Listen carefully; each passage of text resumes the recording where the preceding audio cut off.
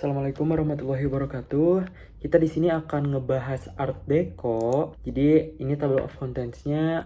Di sini ada 12 timeline yang akan kita jelaskan. Maksudnya saya jelaskan. Nah, sebelumnya perkenalkan dulu, nama saya Rifa Rizali Darliana dengan NIM 2203448 dari DKVA. Di sini saya akan menjalankan sebuah tugas UAS tentang timeline sejarah desain yang saya ambil aliran desain tentang Art Deco. Nah, Art Deco tuh muncul pada abad ke-20 sebagai reaksi terhadap gaya seni sebelumnya yang dianggap terlalu klasik. Kita masuk ke apa dulu sih Art Deco itu apa sih? Mungkin teman-teman ada yang nggak tahu. Kalau Art Deco itu adalah sebuah aliran desain yang muncul pada abad ke-20, khususnya pada periode antara tahun 1920-an hingga 1930-an. Aliran ini berasal dari Prancis dan dengan cepat menyebar ke seluruh dunia, mempengaruhi berbagai bidang seni dan desain, termasuk arsitektur, interior, furnitur, aksesoris, mode, seni rupa, dan perhiasan, dan yang lainnya. Art Deco mencerminkan semangat modernitas, kemajuan teknologi, dan semangat optimisme yang melanda masyarakat pada masa itu. Sekarang kita masuk ke timeline tentang perkembangan Art Deco. Yang pertama ada pada tahun 1908, Le Foyer de l'Art Décoratif. Aku nyebutnya salah atau benar ya, nggak tahu. Pada tahun ini, Le Foyer de l'Art Décoratif didirikan di Paris. Asosiasi seni ini merupakan salah satu awal mula perkembangan aliran desain Art Deco. Jadi di sini tuh gambar di samping itu ada Art Décoratif au Foyer. Itu tuh dapat merujuk pada suatu entitas atau organisasi tertentu yang dekat atau terkait dengan seni dekoratif atau desain. Art dekoratif tuh istilah dalam bahasa Prancis yang artinya seni dekoratif. Biasanya merujuk pada gaya desain yang dikaitkan dengan aliran Art Deco. Yang selanjutnya ada pada tahun 1925, Exposition International des Arts Décoratifs et Industriels Modernes. Pada tahun ini, pameran internasional Art Deco diadakan di Paris. Pameran ini menjadi titik puncak dalam perkembangan aliran desain Art Deco dan yang memberikan nama Art Deco yang sekarang dikenal secara luas. Jadi sebelum-sebelumnya tuh kita tuh maksudnya Art Deco tuh belum ada namanya. Jadi dikenalnya pada tahun 1925 ini sebagai nama Art Deco. Selanjutnya teman-teman ada pada tahun 1920-an hingga 1930-an yaitu kejayaan Art Deco di Paris. Jadi pada periode ini Art Deco mencapai popularitas tertingginya di Paris.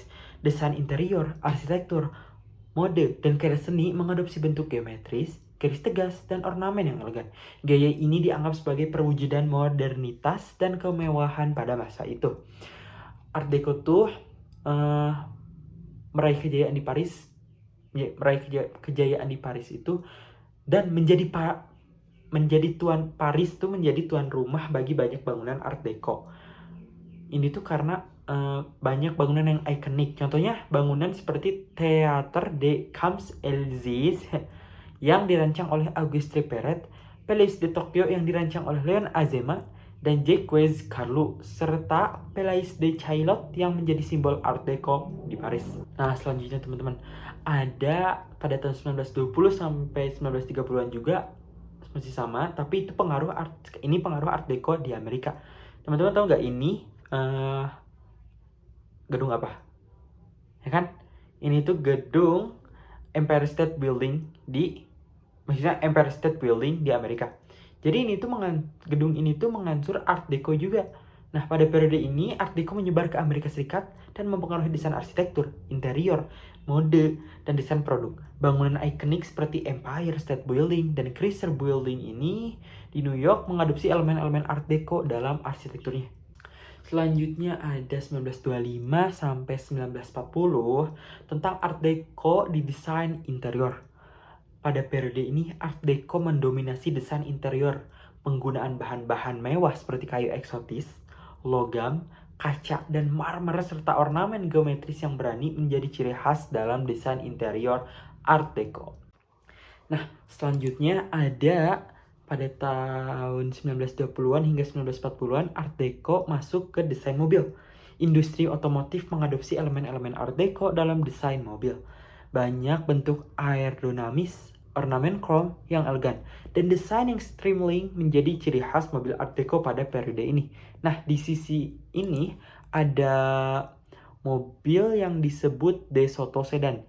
Ini tuh mobil yang rancangannya ada, maksud desainnya berhubungan dengan Art Deco. Bisa lihat dari garis, dari lekukan. Selanjutnya ada pada tahun 1920-an hingga 1930-an Art Deco dalam mode dan perhiasan. Gaya Art Deco tercermin dalam gaya busana dan perhiasan, siluet geometris dan pola zigzag, ornamen batu permata, dan aksen berani yang menghias desain mode dan perhiasan pada periode ini. Nah, di sisi ini ada gambar kalung. Nah, kalung ini bernama Zip yang dirancang oleh Van Cleef dan Arpels. Jadi kalung Zip ini dirancang oleh kedua orang tersebut pada tahun 1950-an adalah salah satu contoh ikonik dari perhiasan Art Deco. Kalung ini terinspirasi dari resleting dan memiliki desain geometris yang elegan. Bahan yang digunakan adalah emas putih, berlian, dan safir. Nah, yang selanjutnya ada pada tahun 1920-an hingga 1930-an Art Deco dalam desain grafis. Desain grafis mengadopsi gaya Art Deco dalam poster, majalah, sampul buku, dan desain promosi lainnya. Penggunaan warna kontras, garis tegas, dan bentuk geometris menjadi ciri khas desain grafis Art Deco pada masa periode ini. Nah, poster di sebelah ini bernama L'Antique, ngomongnya benar atau salah, sorry. Jadi ini tuh mengacu pada poster yang dibuat untuk mempromosikan perjalanan kapal laut atau jalur pelayaran yang bernama L'Atlantique pada era Art Deco. Poster semacam ini tuh sering digunakan untuk mempromosikan perjalanan laut melalui pelayaran transatlantik yang populer pada periode antara 1920-an hingga 1930-an. Nah, bisa dilihat tuh katanya kalau di sini tuh sering warna kontras, garis yang tegas, bentuk geometris. Nah, ini kan bisa lihat ada kotak kan ya. Nah, itu menampilkan kalau Art Deco tuh seperti ini, kalau geometris, tapi jadikan gambar ini ya, gambar kapal gitu. Tapi tetap ada ciri khas dari Art Deco tersebut. Nah, yang selanjutnya ini ada pada tahun 1930-an, Art Deco tuh dalam desain kapal pesiar. Pada tahun ini Art Deco terlihat dalam desain kapal pesiar. Kapal-kapal seperti SS Normandy menampilkan ornamen dekoratif interiornya yang mewah dan gaya modernnya yang khas seperti gambar yang di samping ini. Next, ada 1960-an sampai 1970-an, pasca perang dan revival Art Deco. Setelah Perang Dunia II, gaya Art Deco mengalami penurunan popularitas. Namun, pada akhir tahun 1960-an dan 1970-an terjadi kebangkitan minat terhadap gaya Art Deco, terutama dipopulerkan melalui film-film seperti The Great Gatsby dan Chinatown. Ini salah satu contoh dari poster film The Great Gatsby. Bisa dilihat dari garis-garis atau ornamen-ornamen yang ada di poster film tersebut menampilkan gaya Art Deco banget ya. Ada garis lurus, terus tajam. Pokoknya ini Art Deco lah. Selanjutnya ada 1980 hingga 1990 Art Deco dalam desain arsitektur. Pada periode ini terjadi kebangkitan minat dalam desain arsitektur yang terinspirasi oleh Art Deco. Beberapa menggunakan modern mengadopsi elemen-elemen Art Deco baik dalam eksterior maupun interior mereka. Kita lihat ini adalah gedung Isola UPI Universitas Pendidikan Indonesia. Dan ini ternyata gedung Isola ini menggunakan mazhab desain Art Deco. Selanjutnya ada yang terakhir 2000-an hingga saat ini, Art Deco dalam desain kontemporer. Art Deco terus hadir dalam desain kontemporer, terutama dalam desain interior, furnitur, aksesoris, dan seni rupa.